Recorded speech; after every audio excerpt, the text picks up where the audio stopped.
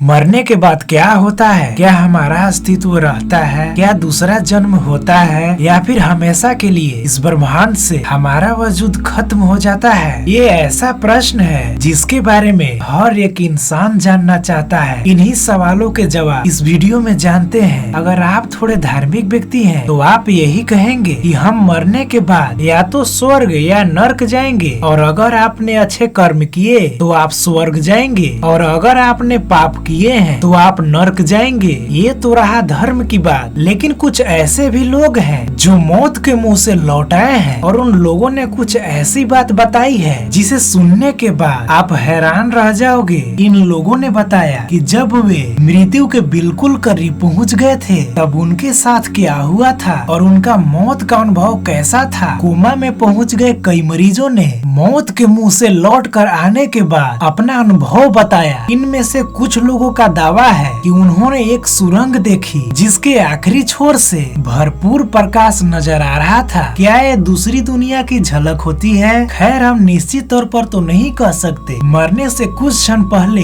Apple founder Steve jobs को oh wow कहते हुए सुना गया था। यह कहने के कुछ सेकंड बाद उनकी मौत हो गई। उनके आखिरी शब्दों का क्या मतलब था? क्या वह मरते समय बहुत ही खुशी अनुभव कर रहे थे? क्या वह कैंसर के दर्द से मुक्ति का अनुभव कर रहे थे, या फिर वह कुछ ऐसा देख रहे थे जो हमारी कल्पना से परे है? एक थ्योरी यह भी कहती है कि मौत के बाद मृत शरीर से आत्मा निकलती है। एक्सीडेंट के बाद मौत के मुंह से लौट कर आए कुछ लोगों का अनुभव है कि उन्होंने उस समय में अपने शरीर को देखा। इससे भी यही लगता है कि आत्मा और शरीर दो अलग अलग चीजें हैं। मौत को करीब से देखकर लौट आने वाले एक शख्स ने इसे कुछ इस तरह से बताया। अचानक से वह मेरे ऊपर आ गया और मैं उसमें समा गया। मैं उस प्रकाश में था और मैं एक बहुत ही सुंदर जगह पर था। इसे समझा पाना मुश्किल है, लेकिन वह जो कुछ भी था